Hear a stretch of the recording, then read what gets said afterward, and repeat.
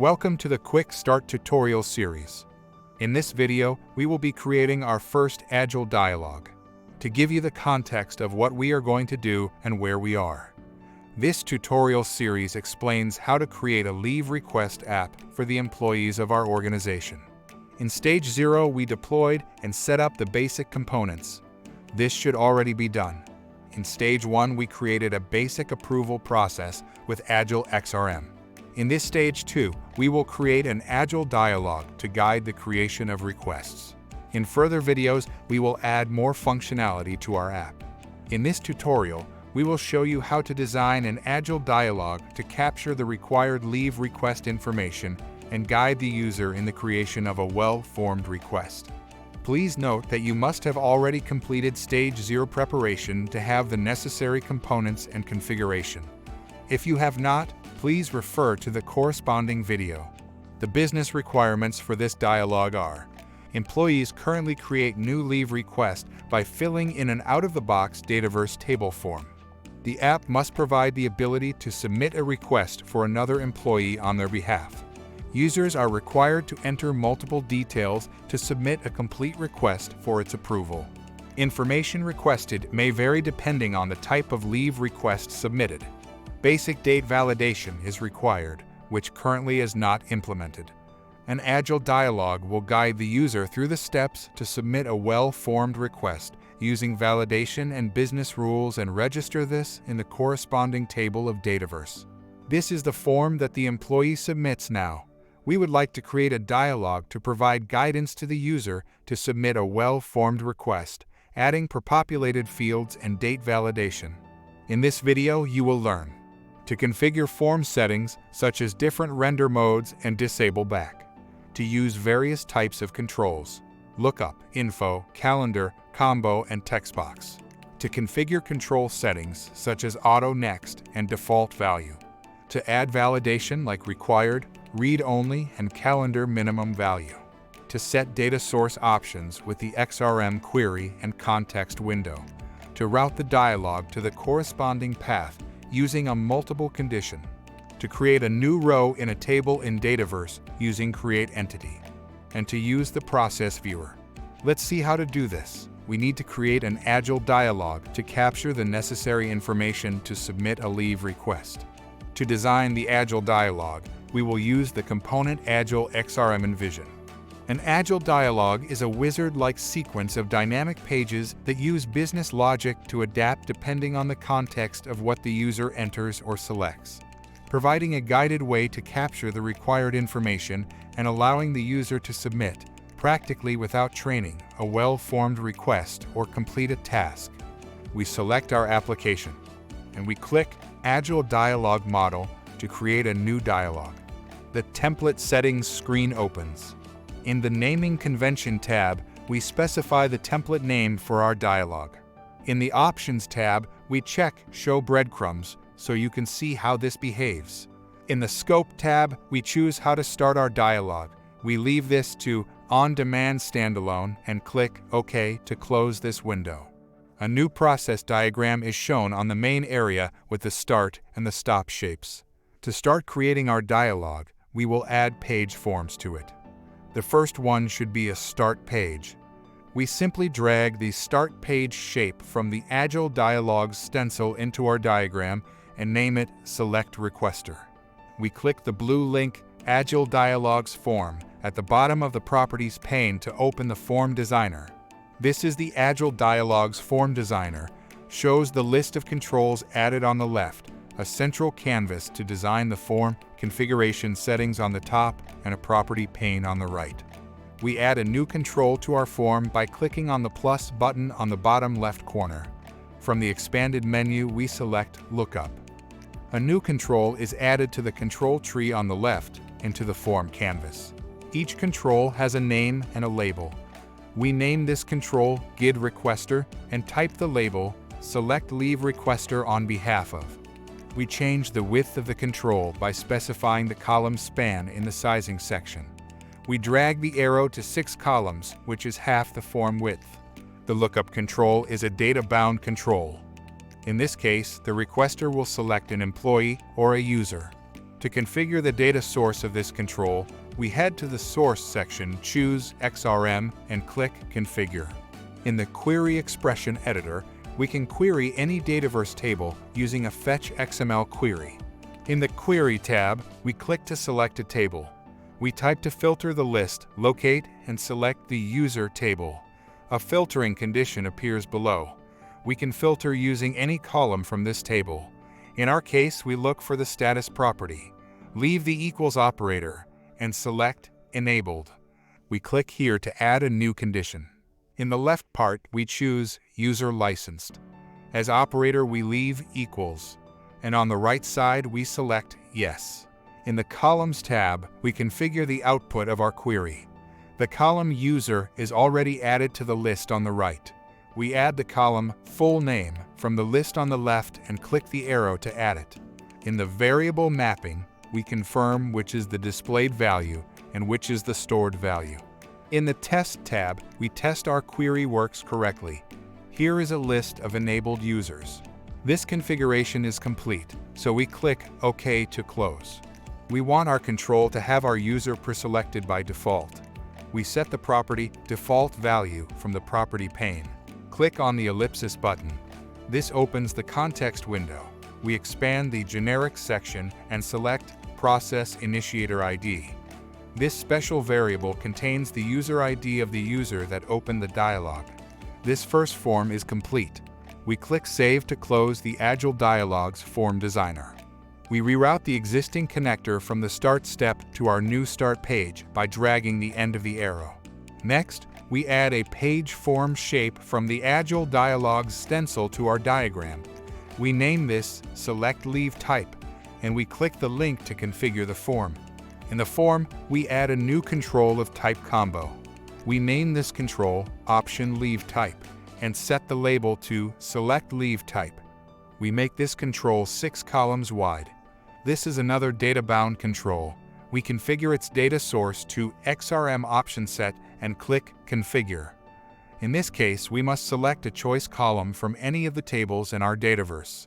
We select Leave Request and the Leave Type column, and we click OK. We see the combo is loaded with the available options for this column as defined in the table. We also change the property Auto Next to True. In the Page Settings tab, we change the render mode to Continuous Render, and the configuration is complete, so we click Save. We connect our first shape with the second. After selecting the leave type, the process flow will divide into 3 different paths depending on the leave type. To do this, we add another shape to the diagram, in this case a multiple condition from the generic stencil. In the configuration screen, click Advanced Mode. We click New to define a new expression. In the expression editor, we click Name and select Process Context. In the Process Context window, we select the variable Option Leave Type. For the operator, we choose == from the Number section. In the value part of the expression, we type 1, which is the internal value for holiday, and click OK. We select this condition and press F2 to rename it to holiday. We repeat this process to add a new expression when the leave type equals 2, which is the value for unpaid leave, and rename the condition to unpaid leave.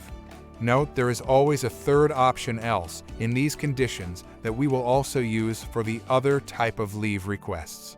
We order our options accordingly and click Close.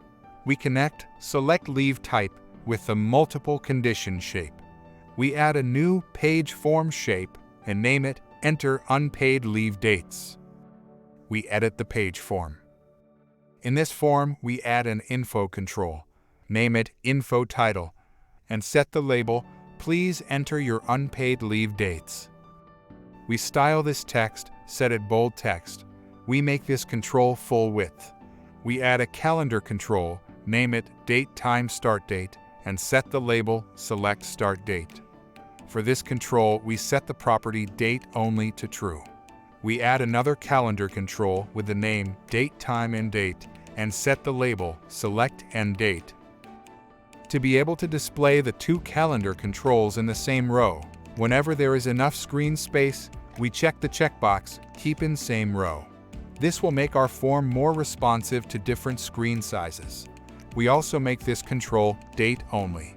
Last, we add a text box control. We name it Text Additional Comments and set the label to Enter Additional Request Comments. This is not a required input, so we uncheck Required. We make this control full width. We want to display multiple lines of text, so we set the property lines to 3. This form is complete, so we click Save. We connect this step with the corresponding outcome of the multiple condition. We select this step and click Ctrl+D to duplicate it. We rename this duplicate to Enter Other Leave Details. We edit the page form. Notice this is a copy of the form we have just designed. We update the label text to Please enter dates of your leave and the reason. We also make the control Text Additional Comments Required.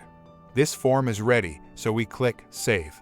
We connect this step with the else branch of the multiple condition. We make another duplicate by pressing Ctrl+D. We rename this duplicate Enter Holiday Dates. We edit the page form. We update the title to Please enter the dates of your holiday. To make our dialog a bit smarter, we are going to add date validation. The start date must be in the future. To configure this, we specify the min value property. We can select one of the predefined options or click Configure to make it specific to our scenario. In this case, the start date must be based on the current date plus 0 days in the future direction. This configuration specifies that the start date must be in the future. We also add logic to the end date, as this must be at least equal to or greater than the start date. We specify the min value to a configurable value. This time the base value is another control's value. In this case, the start date control, with 0 days offset. This configuration specifies that the end date must be at least equal to the start date. We could also add max value or any other complex validation. But for now, this form is complete, so we click Save. We connect this step with the corresponding outcome of the multiple condition. At this point, we have gathered all the required information about the leave request. Next, we will present to the requester a summary of these details to confirm before submitting. To do so, we will duplicate this step. Rename it to Summary. We configure this shape form. This form should display the details entered in the previous steps in read-only mode for the user to confirm or go back and amend. We update the title to give some instructions to the requester. We already have some controls here. We set them as read-only, but we are missing requester and leave type. We will copy these from the previous steps. We select the first step. Open the form. Select the requester control and click Copy. Open the Summary Step form and paste. We use the arrow keys at the bottom toolbar to place this control right under the title. We set this control Read Only. We repeat this process with the leave type. Select the corresponding step. Open the form. Copy the control. Go back to the Summary step. Open its form and paste the control here. We also check Keep in the Same Row to align with the previous, and we check Read Only too. Last, we set the Page Settings property Next button text to Submit, and the form is ready, so we click Save. We connect this step with the previous 3 steps. The requester has confirmed the details and submitted for approval. We now need to save this request to the table in Dataverse. First, we expand our diagram to make space for more steps. Next, we add the shape Create Entity from the Automatic Activities XRM stencil and name it Create Leave Request. We set the property Entity Type to Leave Request from the list of tables displayed. We click the link Entity Specification and the configuration screen appears.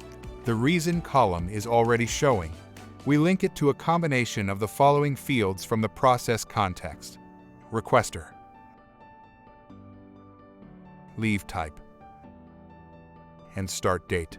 We add more columns for Requester and link it to the context variable Requester, Leave Type, and link it to the context variable leave type. Start date, and link it to the context variable start date. End date, and link it to the context variable end date. Additional comments, and link it to the context variable additional comments. Finally, status reason and set it to submitted. This configuration is complete. We click OK. We set the Save Entity ID to property with the value AgileRequest. This will store the created entity ID in a new variable to use it at a later stage. This step is configured. We link it to the previous one. We add another Create Entity after this one to save a snapshot of the dialog in the Leave Request timeline. We name this accordingly Save Dialog to Timeline.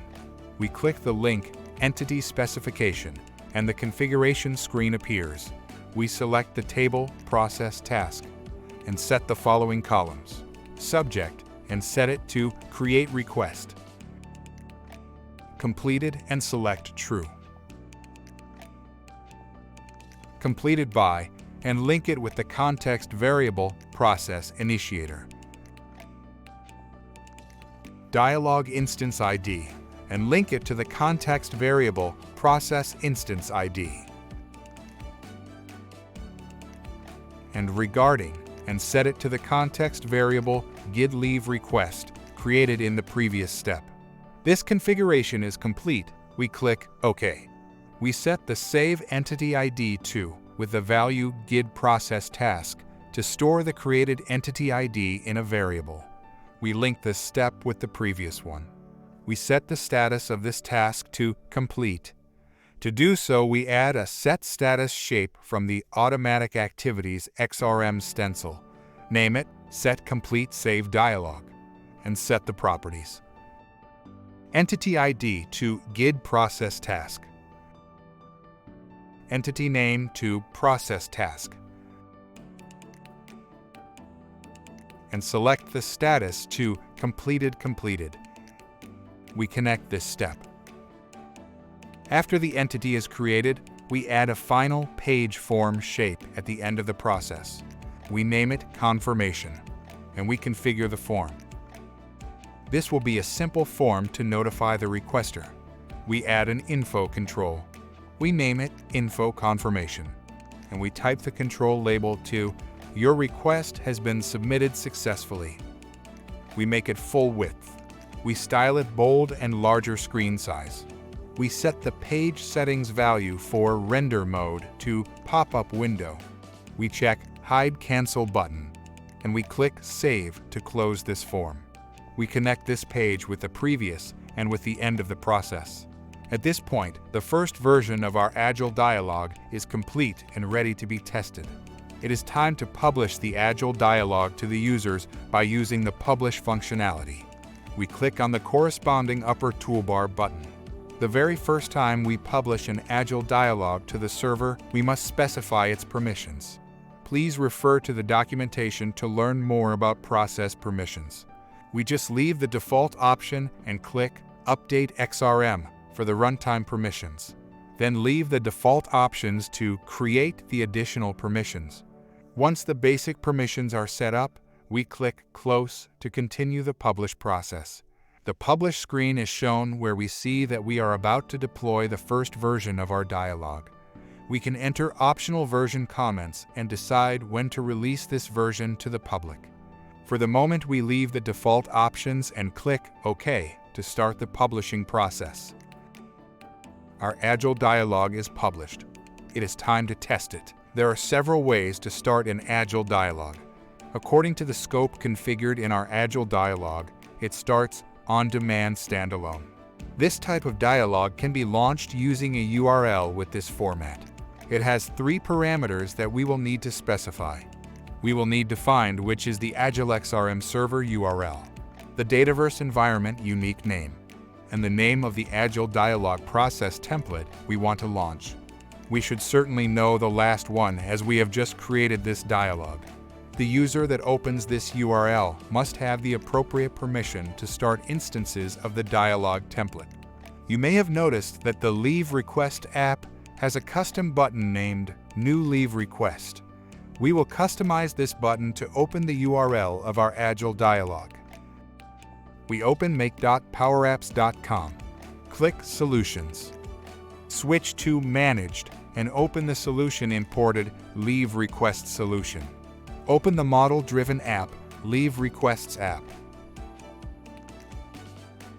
Click on the context menu of the Leave Request view and select Edit Command Bar. The window Edit Command Bar for Leave Request opens. Select Main Grid and click Edit. Select the button New Leave Request and edit the formula on the toolbar. Clear the existing formula and type a new one. Launch. Here we need to enter the URL to launch the AgileDialog. First, we need the base URL of the AgileXRM server.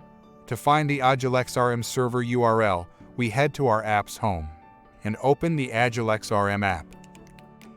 Switch to the administration area. This text box shows the server URL. We copy this to our formula and type /AgileDialogs. /AgileDialogs kendo runtime.aspx. This is the base URL. We need to provide a couple of parameters. Org name. To obtain the org name, we click on this settings icon and select Developer Resources. We copy the value environment unique name and use it in our formula. And another parameter, default process template, where we type the name of our AgileDialog. Our formula is complete. We click Save and Publish. To test our new button, we click Play. Notice the message saying there's a new version of this app being deployed. When deployment completes, we refresh to display the latest version. We click on the New Leave Request button and a new tab opens and loads our dialog.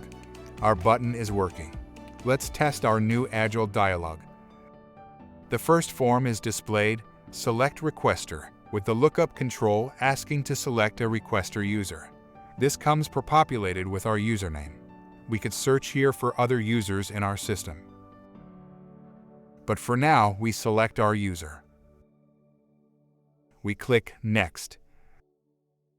The next form is displayed below and the page scrolls down. This is called Continuous Render Mode. Notice the button View Process.